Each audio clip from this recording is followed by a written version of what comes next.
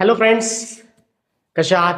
आज आपण कव्हर करणार आहोत क्लास टेनचा practice set 1.1 linear equation two variables हा चॅप्टरचं नाव आहे. आणि पहिला पार्ट आपण ऑलवेज कव्हर केलेला आहे. लिनियर इक्वेशन टू व्हेरिएबल्सचे रूल्स काय आहेत, कशा प्रकारे तयार होतो, त्याचा जनरल फॉर्म आपण सविस्तर पहिल्या पार्टमध्ये कव्हर केला आपण. तर आज आपण प्रॅक्टिस सेट 1.1 चे ऑल क्वेश्चन्स आहेत ते सोप्या पद्धतीने कव्हर करू. तुम्हाला यामध्ये बघा फक्त 3 टाइप्सचे क्वेश्चन्स दिलेले आहेत, जे ऑलवेज बघा तुम्ही क्लास 9th तुमचं झालेलं आहे, 9वी मधूनच आता 10वी पर्यंत आलेले आहात. क्लास 9th मध्ये 5th नंबरचा चॅप्टर आहे linear equation in two variables. त्याच्यामध्ये तुम्ही सॉल्व्हिंग सायमल्टेनियस इक्वेशन ही मेथड, त्या मेथडनुसार दोन व्हेरिएबल्स कसे सॉल्व्ह करायचे. सायमल्टेनियस इक्वेशन म्हणजे काय? एकाच गणितामध्ये आपल्याला दोन इक्वेशन्स दिलेले असतील, त्यांना आपल्याला सायमल्टेनियसली सॉल्व्ह करायचं आहे. तर तुम्हाला हा एक टाईप दिलेला आहे जो सिंपल आहे. दुसऱ्या टाईपमध्ये फक्त अपॉन मध्ये दिलेला आहे. बस तुम्हाला त्याला असं पाहून भीती वाटणार, त्याच्यामध्ये असं एवढं काही नाही आहे. त्याच्यानंतर थर्ड टाईप तुम्हाला हा आहे की सेम डिजिट्स दिले आहेत, फक्त सेकंड इक्वेशन मध्ये तेच अपोजिट करून दिलेले आहेत. तर हे आपण एक एक प्रकारे सोडू. आता हे जे इक्वेशन्स आहेत सायमल्टेनियस इक्वेशन्स, हे सॉल्व्ह करण्यासाठी वेगळ्या वेगळ्या मेथड्स आहेत. पण मी तुम्हाला सुरुवातीपासून वेगळ्या वेगळ्या मेथड सोडून तुम्हाला जम्बलिंग नाही करत, तुम्हाला कन्फ्युजन नाही करत, तुम्हाला सरळ आणि सोप्या पद्धतीने जसं चालू होतं त्या प्रकारे मी हा चॅप्टर स्टार्ट करतो, म्हणजे तुम्हाला सोपं पडेल. चला स्टार्ट करू. बघा तुम्हाला सगळ्यात पहिल्या नंबरचं जे इक्वेशन दिलेलं आहे सायमल्टेनियस इक्वेशन, ते पहिले इक्वेशन हे आहे. ओके, तर काही रूल्स समजून घेऊ आपण. बघा, कधी पण +2 अँड -2 आन्सर किती येतं तुम्हाला माहिती आहे का? 0, राईट. त्याच्यानंतर -1 + 1 किती येतं आन्सर? 0. -5x + 5x = 0. म्हणजे याचा अर्थ काय आहे? एक सेम कोएफिशियंट और एक सेम व्हेरिएबल हे दोन्ही जर आपल्याला दिले असतील, पण त्यांचे साइन्स जर डिफरन्स असतील, प्लस मायनस असतील, तर त्या दोघांना सॉल्व्ह केलं तर आन्सर काय येतं?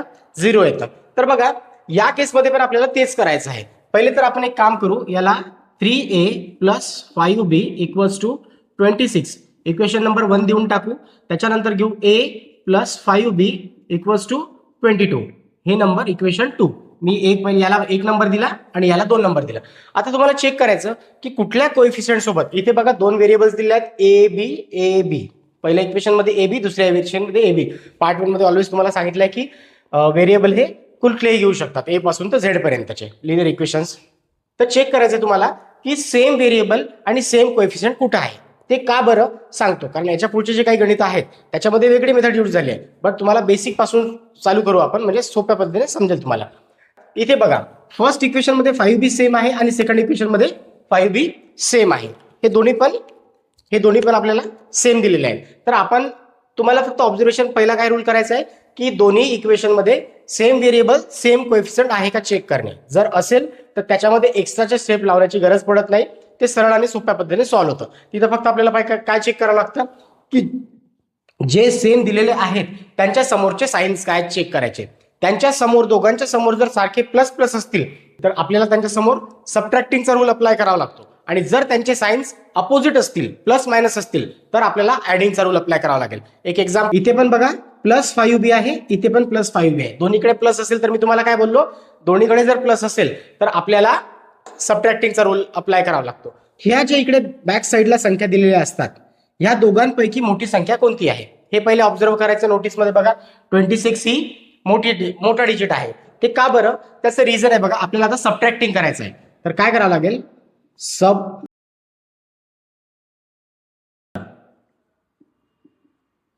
फ्रॉम. आता तुम्ही म्हणाल या दोन्ही जागी मी अंडे का बरं काढले? त्याचं रिझन हे आहे की पहिली गोष्ट तर आपल्याला हे काढायचं आहे की यांना दोन व्हेरिएबल पैकी a आणि b, खालच्या इक्वेशन मध्ये पण a आणि b आहे, या दोन्ही व्हेरिएबल पैकी आपल्याला एक व्हेरिएबल हा कट करावा लागेल, म्हणजे एलिमेंट करावा लागेल. आता एलिमेंट करण्यासाठी हा तुमच्या घरच्या किंवा माझ्या खिशातला तर नाही आहे. आपल्याला जो टेक्स्ट बुक मध्ये दिलेला आहे, एक्झाम मध्ये पण येणार आहे, स्कोरिंग आहे, त्यासाठी आपल्याला तो कट करावा लागेल. आता कट करण्यासाठी आपण ही सबट्रॅक्टिंग इक्वेशन चा रूल लावतोय. तर बघा मी असं का लिहिलं, फ्रॉम म्हणजे काय बघा, तुम्हाला सोपं सोयीस्कर काय जातं, 60 म्हणजे ऍक्च्युअली आन्सर तर येणार 60 - 30 किती येते आन्सर? 60 - 30 30 होतं, आणि 30 - 60 पण आन्सर येतं, बट मायनसमध्ये येतं. बट मायनसमध्ये न येता इझिली सॉल्व्ह करायसाठी आपल्याला कन्व्हिनियंट काय राहील, 60 - 30, म्हणजे मोठ्यामधून छोटी संख्या काढणं आपल्याला सोपं जाईल. त्यासाठी मी असं लिहिलं बघा, फ्रॉम म्हणजे मोठा जो आहे ना, बघा मोठा कोण आहे 1, तर इथे मी 1 टाकला आणि इथे बघा 2 टाकलाय. आता इक्वेशन या लाईनचा अर्थ बघा, चेक करा काय झालं.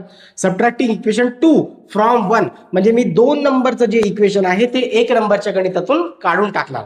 हे त्यासाठी लाईन लिहिणं महत्वाचं आहे. आणि अजून एक दुसरी महत्वाची गोष्ट म्हणजे बघा काय होईल, तुम्ही काय लिहिलं, सबट्रॅक्टिंग इक्वेशन 2 फ्रॉम 1 म्हणजे 1 मधून तुम्ही दुसरं काढणार आहात, तर मग 1 हे वरती येणार आणि दुसरं हे खाली येणार. मग जे 1 नंबरचं आहे ते आपलं काय आहे, 3a + 5b = 26 आणि सेकंड नंबरचं काय आहे, a + 5b = 22.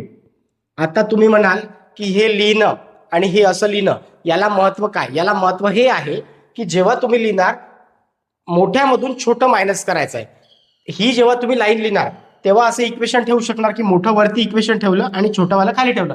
त्याचं रिझन्स हे आहे की जो खाली आहे त्याचे साईन्स आपल्याला चेंज करावा लागतात. ओके, तर चेक करा बघा, इथे कोणतं साईन आहे, याच्या पुढे काही नाही म्हणजे प्लस आहे, इथे बघा प्लस आहे आणि याच्या समोर पण काही नाही म्हणजे प्लस आहे. ओके, तर ते काय होईल, आता हे खालच्याचे साईन चेंज होतात बोललो मी तुम्हाला. तर या प्लसचं तयार होईल मायनस, या प्लसचं तयार होईल मायनस आणि या प्लसचं पण तयार होईल मायनस.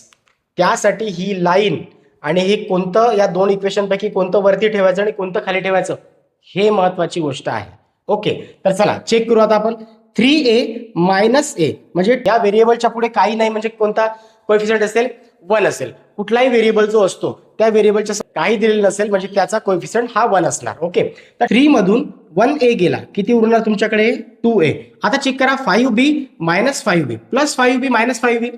आता इथे समजून सांगितलं बघा, कुठलीही संख्या सेम व्हेरिएबल सेम कोएफिशियंट दोघे असले प्लस मायनस मध्ये टर्म असली तर त्यांना आपण मायनस करू शकतो. तर चेक करा, +5b - 5b हे तुमच्याकडे काही एक उरलेलं नाहीये. त्याच्यानंतर 26 - 22 किती येतात, 4. ओके, मग नेक्स्ट स्टेप काय होईल बघा, 2a हे दोघी पण जॉईन आहेत. कुठलाही एक व्हेरिएबल आणि एक कोएफिशियंट ज्यावेळेस दोघं आपसामध्ये अटॅच असतात तेव्हा त्या दोघांचं नातं काय असतं, मीन्स त्यांच्या दोघांमध्ये साइन कुठलं असतं, मल्टिप्लिकेशनचं असतं. ओके, म्हणजे व्हेरिएबल आणि कोएफिशियंट दोघे अटॅच आहेत म्हणजे त्यामध्ये दोघांच्या मदत काय साइन आहे, मल्टिप्लिकेशन.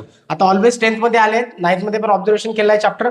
= च्या इकडे जर प्लस असेल तर तिकडे जाताना काय होईल, मायनस. इकडे जर मायनस असेल तर तिकडे जाताना काय होईल, प्लस. इकडे जर मल्टिप्लिकेशन असेल तर तिकडे जाताना काय होईल, डिव्हिजन. इकडे जर डिव्हिजन असेल तर त्या साईडला जाताना काय होईल, मल्टिप्लिकेशन. तर याचा अर्थ असा नाहीये की इकडचेच फक्त तिकडे जाऊ शकतात. जर आपल्याला व्हेरिएबल्स वगैरे त्या साईडने दिले असेल किंवा त्या साईडचे डिजिट जर इकडे शिफ्ट करायचे असेल तर सेम रूल अप्लाय आहे. मायनस असेल तिकडे त्यांना प्लस असेल, सेम रूल तेच अप्लाय होतील. ओके, आता चेक करा, 2a हे दोघं आहे मल्टिप्लिकेशन मध्ये. आता बोललो मी मल्टिप्लिकेशन तिकडे जाताना काय होईल, डिव्हिजन होईल. म्हणजे इथे फक्त a बाकी राहणार आणि 4 हा 2 काय होईल, डिव्हिजन मध्ये गेला. चेक केलं तुम्ही बघा, मग a ची व्हॅल्यू काय आली, 2 × 1 = 2, 2 × 2 = 4. 2/1 म्हणजे काय, 2 आन्सर. ओके, आपल्याला a आता 2 मिळालेला आहे, सोपा आहे ना. आता हा a मिळालेला आपण या इक्वेशन 1 और इक्वेशन 2 मध्ये सबस्टिट्यूट करू. सबस्टिट्यूशन वर्ड्स, पहिले त्याला पुटिंग पण यूज करत होते वर्ड्स, आता त्याला सबस्टिट्यूट पण म्हणतात. ओके, स्टँडर्ड लँग्वेज मध्ये. तर आपण काय करू,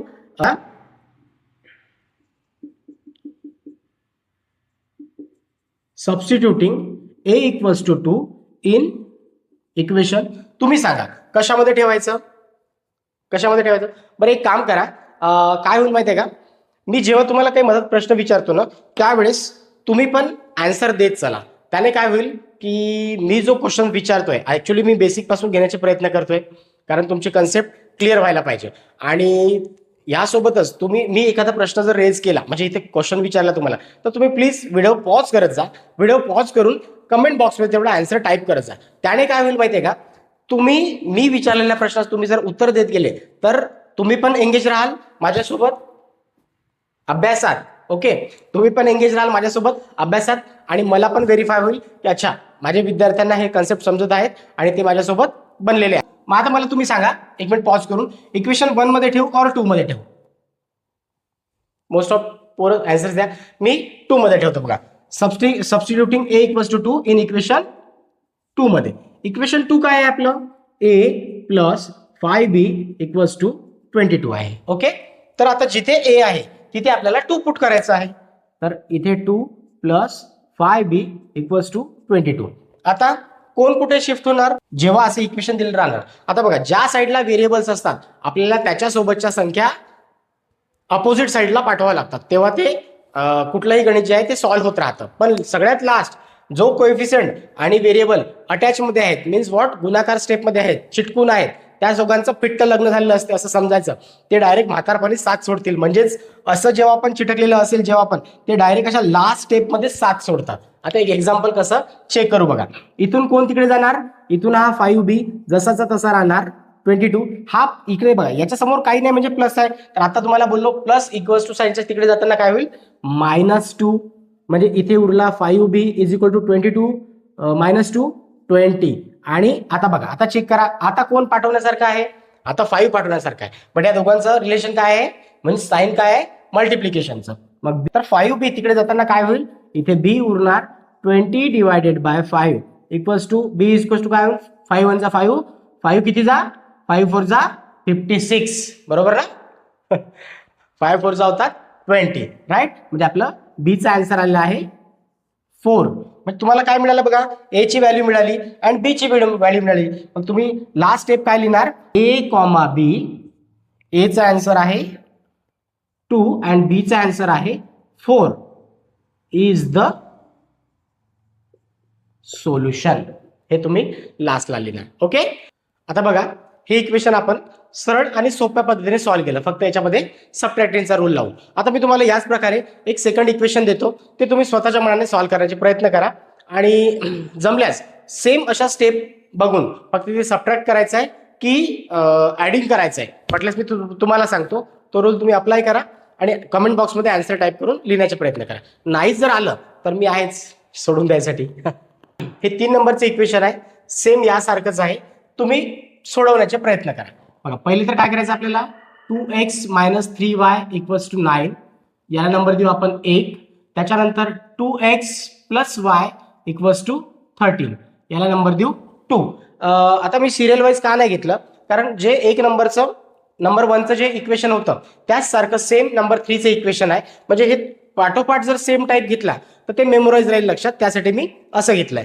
तर बघा, चेक करा बरं, यामध्ये आपला पहिला रूल काय होता की कोएफिशियंट आणि व्हेरिएबल दोन्ही इक्वेशन मध्ये कोणते सेम आहेत. बघा, इथे चेक करा, 2x आहे, इथे पण 2x आहे. ओके. आणि मी काय म्हटलं, कोएफिशियंट आणि व्हेरिएबल सेम असलं दोन्ही इक्वेशन मध्ये, तर आपल्याला नंतर काय आयडेंटिफाय करायला लागतं, त्यांचं साईन काय आहे. आता चेक करा बरं, इथे पण प्लस आहे, इथे पण प्लस आहे.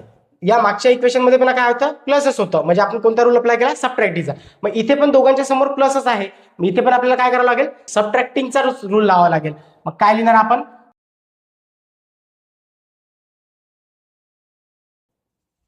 फ्रॉम अंडा. मीन्स व्हॉट, मी परत तसंच लिहिलं बघा, कारण तुम्हाला सांगितलं होतं मी की इथे काय लिहिणे गरजेचं आहे. काय चेक करायचं आपल्याला, इज इक्वल टूच्या साईनच्या तिकडे मोठी संख्या कुठली आहे, इक्वेशन 1 मध्ये आहे की 2 मध्ये आहे. चेक करा, इक्वेशन 2 मध्ये 13 आहे, इक्वेशन 1 मध्ये 9 आहे. मोठं कोण आहे, 2 आहे. तर जे पण मोठं असेल ते फ्रॉम नंतर म्हणजे इकडे लिहायचं, आणि जे छोटा डिजिट आहे तो इकडे लिहायचा. का बरं, त्याचा अर्थ कळला ना, की आता काय करायला लागेल आपल्याला, इक्वेशन 2 मधून 1 काढायचं, म्हणजे 13 मधून 9 आपण इझिली काढू शकतो ना, म्हणून त्यासाठी आपण असं केलंय.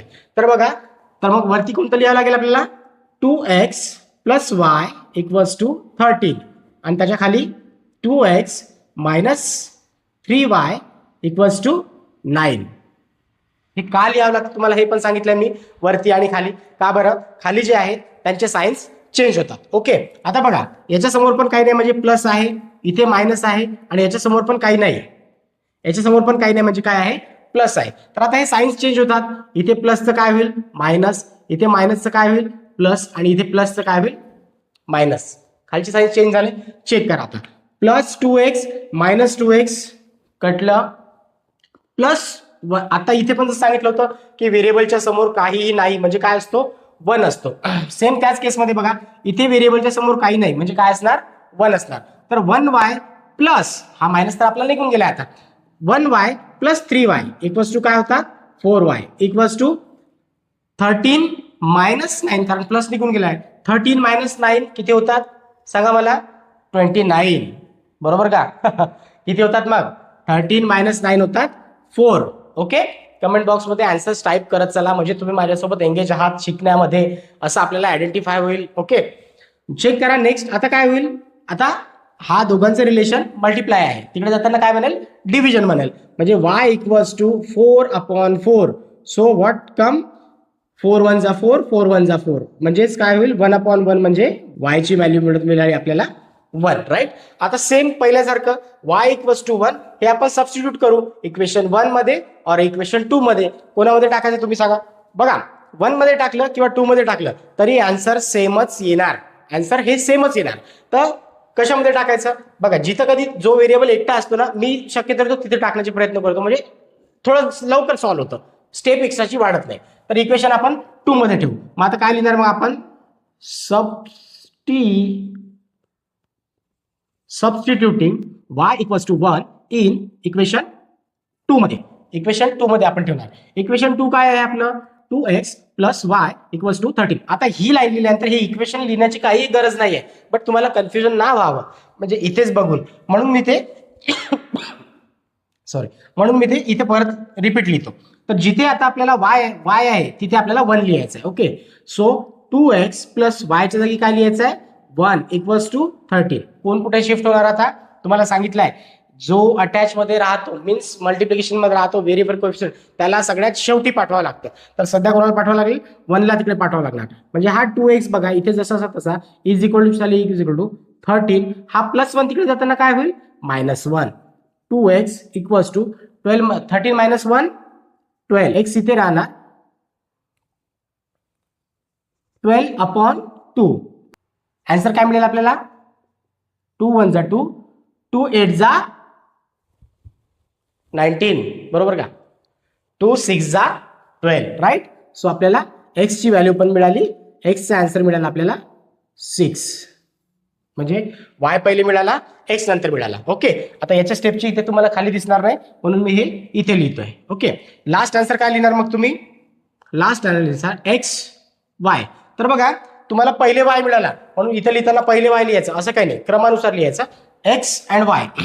x तुम्हाला किती मिळाला, x मिळाला आपल्याला 6 आणि ब्रॅकेटमध्ये y किती मिळाला 1. लास्ट मध्ये लिहायचं इज द सोल्युशन. आहे सोपं. ओके, दोन्ही गणित समजले. जर समजले नसतील तर व्हिडिओ पॉज करायचा आणि सेम हेच टाईपचे गणित किंवा हेच गणित न पाहता सोडून बघायचे. कारण बघा नुसतं बघून डोक्यात एकदमच उतरेल असं तर नाहीये. आता तुम्ही तेवढे हुशार आहात की तुमच्या डोक्यात फास्टली उतरून जातात, हे चांगली गोष्ट आहे.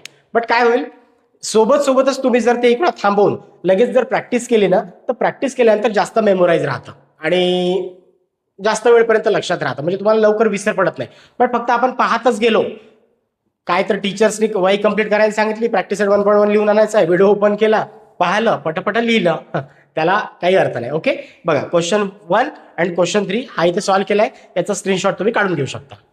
फ्रेंड्स, पहिल्या नंबरचं आपण केलं होतं आणि आपण 3rd नंबरचं केलं जे की सेम टाईपचं होतं. ओके, आता बघा टाईप थोडा चेंज झाला. चेंज मीन्स काहीच नाही, सर्व सेम आहे, फक्त आता फरक कंपॅरिझन चेक करा. मी इथे असंच लिहून ठेवलेलं आहे. बघा यामध्ये काय आहे, क्वेश्चन नंबर 2 जो दिला आहे आपल्याला, x plus 7y equals to 10, याला नंबर देऊ आपण 1. आणि इथे बघा 3x minus 2y equals to 7, याला नंबर देऊ आपण 2. डिफरन्स काय आहे माहितीये का, बघा पहिल्या याच्यामध्ये जेव्हा दोन इक्वेशन्स होते तर 2x कोएफिशियंट व्हेरिएबल दोघांमध्ये एक तरी सेम दिला होता. क्वेश्चन जो 1 होता याच्यामध्ये बघा 5b दोघांमध्ये सेम होता. बट या क्वेश्चन मध्ये चेक करा, इथे x आहे, इथे 3x आहे, इथे 7y आहे, इथे 2y आहे. मग या दोघांमध्ये एक तरी कॉमन आहे का, नाही आहे. तर यासाठी आपल्याला एक फक्त मल्टिप्लिकेशनची स्टेप लावायची आहे, म्हणजे ते सोपं होऊन जाईल. चेक करा आता एक एक्झाम्पल काय आहे बघा. इथे जर x आहे आणि इथे जर 8x इथे जर x आहे आणि इथे 8x आहे, तर मला इथे 8x येण्यासाठी काय करावं लागेल, मला याला मल्टिप्लाय फक्त 8 ने करावं लागेल. आहे सोपं. बघा इथे जर p आहे आणि इथे जर 9 आहे आणि सेकंड इक्वेशन मध्ये फक्त p आहे, तर इथे p आणण्यासाठी मला काय करावं लागेल, 9 ने मल्टिप्लाय करावं लागेल. आहे सोपं. बस सेम या स्टेप मध्ये आपल्याला तेच, हा एकटा आहे इक्वेशन फर्स्ट मध्ये आणि सेकंड इक्वेशन मध्ये काय आहे 3x आहे. जसं आता तुम्हाला बोललो की आपल्याला x सोबत 8 आणण्यासाठी x, मग इथे या x सोबत 3 आणण्यासाठी काय करावं लागेल, तुम्हाला या 3 ने मल्टिप्लाय करावं लागेल. फक्त रूल असा आहे की या एकट्याला न मल्टिप्लाय करता आपल्याला तो सगळ्यांना रूल मल्टिप्लिकेशन करावं लागेल. मग काय करावं लागेल बघा, 3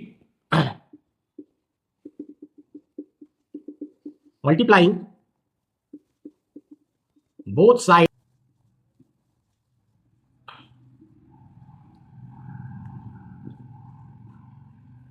इन इक्वेशन 1. मी काय लिहिलं? Multiplying both side by 3 in equation 1. म्हणजे मी 3 ने मल्टिप्लाय करणार इक्वेशन 1 ला. म्हणजे इथे 3 ने मल्टिप्लाय केलं तर मला या x सोबत काय मिळणार? मग 3 येऊन जाणार. राईट? म्हणजे चेक करा. मग आपलं इक्वेशन काय आहे पहिले लिहून घेऊ. 3x 7y equals to 10. प्रत्येक टर्मला करावं लागतं. टर्म्स किंवा चेंज होतात प्लस और मायनस नंतर. म्हणजे बघा आता आपल्याला मल्टिप्लाय करायचं आहे 3 ने. तर याला 3 ने मल्टिप्लाय केल्यावर काय होईल? 3 इंटू एक्स. आता तुम्हाला लक्षात यावं म्हणून मी ही स्टेप यूज करतोय, नाही तर डायरेक्टली लिहिलं असतं. प्लस याला पण 3 multiplied by 7y equals to याला पण 3 मल्टिप्लाइड बाय 10. बोथ साइड का लिहिलं? कारण तुम्हाला सांगितलं होतं इज इक्वल टूच्या या साईडला RHS, या साईडला LHS असतं. बोथ साइड म्हणजे आपल्याला दोन्ही साईडने 3 ने मल्टिप्लाय करावं लागतं. कारण बघा इथे काय होईल आता? 3 इंटू एक्स 3x. इथे काय होईल? 7 3 जा 21. y जसा तसा 3 इंटू 10 30. चेक करा, आपल्याला थर्ड नंबरचं नवीन इक्वेशन मिळालेलं आहे. ओके, आता बघा बरं, आता कुणीतरी सेम झालंय का? आता बघा इथे पण आपल्याकडे 3x आहे आणि इथे पण आपल्याकडे 3x आहे. म्हणजे इक्वेशन 3 आणि इक्वेशन 2 या दोघांमध्ये आपण सेम ह्या प्रोसेस करू शकतो. फक्त आपल्याला रूल काय चेक करायचा आहे? सबट्रॅक्टिंग. याचा सबट्रॅक्टिंग करायचं की ऍडिंग करायचं. ओके, तर मी लिहून घेतो. आता आपल्याला काय मिळालं बघा, इथे 30 आहे आणि इथे 7 आहे. दोघांपैकी मोठं कोण आहे? आता याला तर आपण घेऊच नाही. याला का नाही घ्यायचं आहे? कारण आपल्याला 7 y सोबत पण 7 आहे आणि ते y सोबत 21 आहे. दोघे सेम नाही आहे. इथे x सोबत काही नव्हतं म्हणून आपण त्याचं तयार करून हे तयार केलं. राईट? त्याला मल्टिप्लाय करून आपण हे तयार केलं तर आपल्याला हे मिळालं. बघा इथं आता 3x झाला, इथे आता 3x झाला. तर आता आपण इझिली सबट्रॅक्ट किंवा ऍडिंगचा रूल लावून त्या दोघांना प्लस मायनस करू शकतो. ओके, तर आता बघा मी तुम्हाला सांगितलं होतं आपल्याला आता या दोघांमध्ये खेळायचं आहे. कोणत्या? याच्यामध्ये आणि याच्यामध्ये. या दोघांमध्ये दोघांपैकी मोठं कोण आहे? इथे 30 आहे, इथे 7 आहे. म्हणजे हे सबट्रॅक्टिंग इक्वेशन 0 फ्रॉम 0. 0 नाही तो अंडा आहे, अंडा नाही तो. आपल्याला काय लिहायचं तिथं? तुम्हाला सांगितलं होतं मी जी मोठी संख्या आहे ती लिहायचं. मोठं कोण आहे? 30 आहे. 3 नंबरचं इक्वेशन मोठं आहे आणि 2 नंबरचं इक्वेशन आहे छोटा आहे. म्हणून आपल्याला आता 1 नंबरची आपल्याला काही केलं नाही, कारण 1 आपण चेंज करून त्या 1 ला आपण कन्वर्ट केलं या 3 मध्ये. राईट? त्याच्यामुळे 1 ला विसरून जा सध्याशी. तर जे लिहिलं मोठं ते पहिले आपल्याला इथे वरती यायला लागते. 3 नंबरचं आपलं 3x plus 21y equals to 30 आणि दुसरं कुठलं आहे आपलं? 3x minus 2y equals to 7. याच्या समोर काय आहे? प्लस आहे आणि याच्या पण समोर काय आहे? प्लस आहे. ओके, प्लस असल्यानंतर आपण कुठला रूल अप्लाय करतो? सबट्रॅक्टिंगचा. सेम तीच मेथड परत यूज होणार, कारण मी इथं लिहिलंच आपण सबट्रॅक्टिंग, त्याच्यासाठी हा रूल अप्लाय केला. तर बघा काय होईल? सबट्रॅक्टिंग लिहिलं म्हणजे याच्या समोर काही नाही, म्हणजे हे प्लसचं काय होईल? हे प्लसचं होईल मायनस, हे मायनसचं होईल प्लस आणि याच्या समोर काही नव्हतं प्लसचं काय होईल? मायनस होईल. राईट? मग चेक करा. प्लस 3x मायनस 3x कटून गेलं, plus 2y plus 21y plus 2y हे होतील 23y इक्वल्स टू 30 मायनस 7 ते होतात 63. बरोबर का? नाही. किती होतात? 30 मायनस 7 23 होतात. ही स्टेप सेम परत आपली मागची आलेली काय होईल? y equals to 23 upon 23. y equals to 1 जा. y ची व्हॅल्यू किती मिळेल आपल्याला? 1. परत सेम ती स्टेप करायची. y equals to 1 substituting in equation कशामध्ये ठेवा? तुम्ही सबस्टिट्यूट करताना हे घेऊ शकता, चालेल. आता बघा काय होईल? y इक्वल्स टू 1 हे आपण सबस्टिट्यूट करू इक्वेशन 1 मध्ये. मी तुम्हाला काय सांगितलं? कशामध्येही ठेवा. ही जी y ची व्हॅल्यू येणार किंवा x ची व्हॅल्यू येणार हे तुम्ही परत रिप्लेस सबस्टिट्यूट कशामध्येही करू शकता. इक्वेशन 1 मध्ये करू शकता, इक्वेशन 2 मध्ये करू शकता. जे नवीन तुमचं इक्वेशन तयार झालं इक्वेशन 3 कशामध्ये ठेवू शकता, आन्सर सेमच येणार. ओके, आपण इक्वेशन 1 मध्ये पुट करू. मग काय लिहिणार? Substituting y equals to 1 in equation कोणामध्ये ठेवायचं आहे? 1 मध्ये. ओके, 1 मध्ये ठेवल्यानंतर इक्वेशन 1 काय आहे आपलं? x plus 7y equals to 10 आहे. तर जिथे y आहे तिथे फक्त आपल्याला 1 पुट करायचं आहे. मग x जसाचा तसा प्लस 7 या दोघांचं रिलेशन काय आहे तुम्हाला सांगितलंय? मल्टिप्लाय. म्हणजे y चं काय करायचं आहे? 1 लिहायचं आहे आपल्याला इक्वल्स टू 10. किती होतात हे? x plus 7 into 1 7 equals to 10. इथून खालचं तुम्हाला दिसणार नाही, ही स्टेप्स मी इथे लिहितो. ओके, आपलं हे इथं आपलं हे लिहिलं आहे x प्लस 7 इक्वल्स टू 10. हे आपलं इथे लिहिलेलं आहे. ओके, तर नेक्स्ट स्टेप काय होईल, एक्स हा इथे जसाचा तसा राहणार, 10 हा 7 जर तिकडे गेल्यानंतर काय होईल, +7 आहे तर तिकडे गेल्यानंतर -7 तयार होईल. ओके, एक्स इक्वल्स टू 10 मधून 7 गेले 19 आन्सर येते. बरोबर आहे का? किती येतं मग 3, राईट. किती येतं आन्सर मग 3 येतं आन्सर. ओके, तर बघा याच प्रकारे आपल्याला y सुद्धा मिळाला, x सुद्धा मिळाला. जे आपण लास्ट आन्सर लिहितो प्रत्येक वेळा, ते लास्ट आन्सर काय लिहितो, x अँड y, म्हणजे ब्रॅकेटमध्ये x ची व्हॅल्यू किती मिळाली आपल्याला 3 अँड y ची व्हॅल्यू मिळाली 1. Is the moral of the story, असं आहे का? नाही, इज द सोल्युशन. ओके, याच प्रकारे आपण सेकंड नंबरचं इक्वेशन सोडवलं. आता याच सारखं सेम मी जे सेम असेल ते गणित, ते इक्वेशन या साईडला लिहून देतो, तुम्ही ते सोडवण्याचे प्रयत्न करा. नाही सोडवता आलं तर मी ते इथे नाही आहे, म्हणजे तुम्हाला सोडून देणारच मी. ओके, बघा जे आपण आता शिकलो त्याच प्रकारे सेम फोर्थ नंबरचा आहे. फोर्थ नंबर मध्ये पण मल्टिप्लाय करून आपल्याला यासारखं सेम आणायचं आहे. तर काय होईल, पहिले तर आपण नंबरिंग देऊ. 5m - 3n = 19, याला नंबर दिला 1. त्याच्यानंतर काय आहे, m - 6n = -7. मायनस आहे का, कन्फर्म करू द्या. यस, मायनस आहे. तर चेक करा, इथे तर 3n आहे, इथे 6n आहे, दोन्ही सारखे नाही. इथे चेक करा, मागच्या सारखाच रूल आपला. काय करावं लागेल आपल्याला, इथे m आहे आणि इथे पण m आहे, बट अपोजिट. याला इक्वेशन नंबर 2 दिलं. अपोजिट याच्यामध्ये कोण आहे, कोएफिशियंट 5 आहे, म्हणजे आपल्याला इक्वेशन 2 ला 5 ने मल्टिप्लाय करावं लागेल. तेव्हा आपल्याला 5 ने मल्टिप्लाय केलं तर इथे 5 येईल ना, राईट. आता आपण काय लिहिणार, मल्टिप्लाइंग बोथ साइड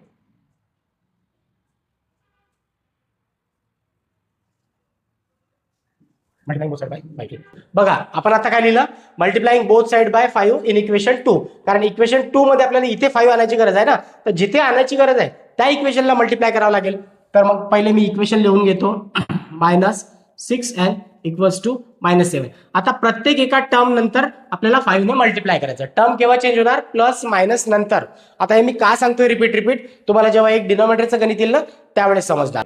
बघा याच्यासोबत 5 multiplied by m -5 multiplied by 6n = 5 multiplied by -7 असं दिलं. आता ह्या स्टेप एवढ्या बारकाईने लिहायची गरज नाही, बट माझं काय म्हणणं आहे, तुम्ही शिकत असताना तुमचा कन्सेप्ट पूर्ण क्लिअर झाला पाहिजे आणि तुम्हाला समजायला पाहिजे, म्हणून मी एक एक स्टेप्स लिहित आहे, कुठलीही स्टेप स्किप न करता. नाही तर याच्यानंतरची डायरेक्ट स्टेप कोणती येऊ शकते, जर लिहिली तर आपण बघा प्रत्येकाला 5 ने मल्टिप्लाय केल्यानंतर हे येणार 5m - 5 × 6m किती होतील, -30n. ओके, 6 5 जा 5 6 जा 30n = आता हे बघा दोघांपैकी मल्टिप्लिकेशन दोन्ही साईडला असल्यानंतर तुम्हाला सांगितलं होतं मागे कन्सेप्ट, एका साईडला प्लस असेल आणि एका साईडला मायनस असेल मल्टिप्लिकेशन करताना, तर दोघांपैकी एका साईडला जरी मायनस असलं तर आन्सर मध्ये मायनसच राहतं, आणि दोन्ही साईडला जर पॉझिटिव्ह असले तर आन्सर प्लस मध्ये येतं, किंवा दोन्ही साईडला जर मायनस असले मल्टिप्लिकेशन करताना तर मायनस निघून जातं, दोन्ही साईडला जर मायनस असतील तर. 7 5 जा 38, बरोबर, किती होतात, 5 7 जा 35. मग हे तुमचं आन्सर आलं. बट आपल्याला काय येईल आन्सर मध्ये इथे मायनस, कारण दोघांपैकी एका साईडला मायनस आहे. आता चेक करा, बघा इथे पण 5m आहे आणि आपण जे आता तयार केलं इथे पण 5m आहे, दोन्ही याच्यामध्ये सेम आले. बस सेम इथून तोच आपल्याला रूल अप्लाय करायचा, एक तर सबट्रॅक्टिंगचा किंवा ऍडिंगचा. सबट्रॅक्टिंग आणि ऍडिंगचा रूल केव्हा अप्लाय होतो हे डिपेंड कशावर आहे, तुम्हाला सांगितलंय साइन्स चेक करायचे. जो पण व्हेरिएबल आणि कोएफिशियंट सारखा आहे दोन्ही इक्वेशन मधला, त्या दोघांचे साइन्स चेक करायचे, त्याच्यावर डिपेंड आहे. जर दोघांचे साइन प्लस प्लस असतील तर आपल्याला सबट्रॅक्टिंगचा रूल लावा लागतो, आणि दोघांचे साइन जर प्लस मायनस असतील तर ऍडिंगचा रूल लावा लागतो. आतापर्यंत ऍडिंगचा रूल आपल्याला आलेला नाहीये, पुढे येईलच. इथे पण बघा चेक करा, आता याच्यासमोर काही नाही म्हणजे प्लस आहे आणि याच्यासमोर काही नाही म्हणजे प्लस आहे, म्हणजे परत आपल्याला कुठला रूल अप्लाय करावा लागेल, सबट्रॅक्टिंगचाच. ओके, तर आपण लिहून घेऊ. तुम्हाला सांगितलं लिहिताना काय महत्वाचं आहे, चेक करणे, हे मोठा आहे की हे मोठा आहे. ओके, म्हणजे साइन्स चेंज करण्यासाठी. मग काय लिहिणार तुम्ही, सबट्रॅक्टिंग इक्वेशन फ्रॉम इक्वेशन. आता तुम्ही म्हणणार 35 मोठे आहेत, बट ते मायनस मध्ये आहेत, मग ते मोठे आहेत का, नाही, हे छोटे आहेत. मग मोठं कोण आहे, 19 आहे. ओके, मग नंबर आपल्याला 1 नंबरचा इकडे द्यावा लागेल आणि आपल्याला जे आता हे मिळालं याला नंबर 3 आहे. तर हे आपल्याला इथं -30 लिहिणार होतो इथं किती लिहावं लागेल? नंबर 3. ओके, म्हणजे काय करावं लागेल आपल्याला? सबट्रॅक्ट 3 नंबरचं इक्वेशन आहे आपण 1 नंबर मधून मायनस करणार आहोत. आता कसं येणार तुम्ही लक्ष द्या समोर बघा. लिहिताना आपल्याला काय लिहावं लागेल? जे मोठं आहे ते आपल्याला वरती लिहावं लागतं. म्हणजेच काय होईल? 5m - 3n = 19 आणि आपलं तिसऱ्या नंबरचं काय आहे? 5m - 30n = -35. यांचे साइन्स चेंज होतात तुम्हाला सांगितलेलं आहे. जो अपॉन मध्ये राहतो राईट. या प्लसचं काय होईल? मायनस, या मायनसचं काय होईल? प्लस, आणि या मायनसचं काय होईल? प्लस. ओके, तसं डोक्यात तर बसलेच असेल तुमच्या, हुशार आहातच तुम्ही. त्याच्यानंतर चेक करा बघा. +5m - 5m कटून गेला म्हणजे याचं काही लिहिण्याची गरज नाही. -3n + 30n बघा चेक करा. प्लस मायनस आहे, मायनस प्लस मायनस. मग 30 मधून 3 गेले किती येणार आन्सर? 27. आणि दोघांपैकी जे मोठ्या संख्येचं साईन असलं आपल्याला ते लिहावं लागतं. मग प्लस आहे तर हे लिहिलं काय आणि नाही लिहिलं काय तरी चालणार. यासोबत हे नाही जसाचा तसा. चेक करा इथे पण काय नाही म्हणजे प्लस आहे. प्लस प्लस प्लस या दोघांची ऍडिशन जर केली तर किती येणार आन्सर सांगू शकता कोणी? 54 आन्सर येणार. ओके, याला 54. पुढची स्टेप काय होईल? n = हे दोघं मल्टिप्लिकेशन आहे 54 / 27. आन्सर चेक करा बरं किती येणार? n 3 जा 54 येतं का? नाही. 27 1 जा 27, 27 2 जा 54. तर आपल्याला अशा प्रकारे n मिळाला यामध्ये. सेम पुढची प्रोसेस आपल्याला करायची आहे. n आता मिळालेला आहे. n सबस्टिट्यूटिंग इन इक्वेशन 1 मध्ये ठेवा, 2 मध्ये ठेवा, 3 मध्ये ठेवा. आन्सर सेम येईल. बट मी 2 मध्ये ठेवतो. का बरं? इथे हा व्हेरिएबल एकटा आहे. कॅल्क्युलेशन्स छोटे पडतात त्यामुळे. बघा काय होईल मग? Substituting n = 2 in equation 2. ठीक आहे. बघा सबस्टिट्यूटिंग n = 2 इन इक्वेशन 2 मध्ये ठेवू आपण. आता इक्वेशन 2 काय आहे आपलं? इक्वेशन 2 आहे m मायनस आहे ते m - 6n = -7 आहे. तर जिथे n नसेल तिथं आपल्याला आता 2 पुट करायचं आहे. तर m जसाचा तसा 6 इथे ठेवायचा आहे. 2 = -7. हा, आता पुढे काय होईल? m = 6 × 2 12 = -7. कोण कुठे शिफ्ट होणार? आता मे बी इथे खाली लिहिलेलं तुम्हाला दिसणार नाही दिसणार, त्यामुळे इथली स्टेप्स मी हे इथे लिहितो. तुम्ही पण म्हणसाल सरांसोबत काय नागोबा डोलायला लागला पण स्टेप्स तुम्हाला दिसायला पाहिजे म्हणून. ओके, तर आपलं हे इथे लिहून घेतो वाटलेस मी. m - 12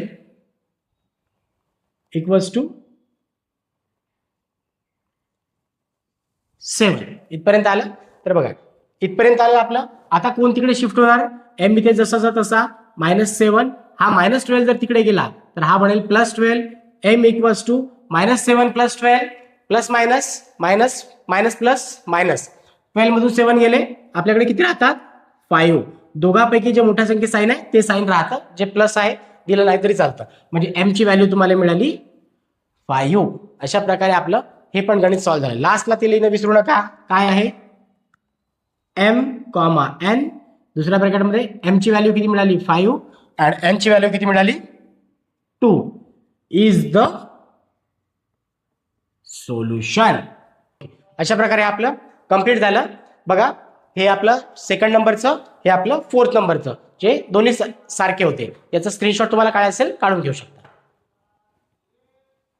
प्रॉब्लेम सेट 1.1 मधले किती क्वेश्चन झालेत? क्वेश्चन नंबर 1 झाला, क्वेश्चन नंबर 2 झाला, क्वेश्चन नंबर 3 झाला, क्वेश्चन नंबर 4 झाला. तर हे आपले 4 क्वेश्चन झालेले आहेत.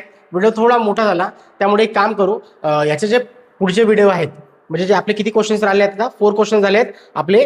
अजून 4 क्वेश्चन्स बाकी आहेत फक्त. ते उरलेले 4 क्वेश्चन्स आपण नेक्स्ट पार्टमध्ये कव्हर करू. ओके, जर व्हिडिओ आवडला असेल, सोप्या पद्धतीने समजलेला असेल तर नक्कीच आपल्या मित्रांपर्यंत शेअर करा. आणि कुठल्या स्टेप जर समजल्या नसतील तर थोडा व्हिडिओ मागे घेऊन जाऊन परत इकडं बघा, समजतंय का चेक करा. आणि काही कन्फ्युजन जर वाटत असतील, काही स्टेप जर तुम्हाला सुचत नसतील, समजत नसतील तर कमेंट बॉक्समध्ये नक्की विचारा. मी प्रयत्न करेल. आणि मराठी लँग्वेजमध्ये हा व्हिडिओ तुम्हाला योग्य वाटतोय का, की हिंदीमध्ये मी व्हिडिओ बनवणे सुरू करायला पाहिजे? मला हे पण एक सजेशन नक्की द्या, म्हणजे सोपं आणि सोयीस्कर पडेल आपल्याला. ओके.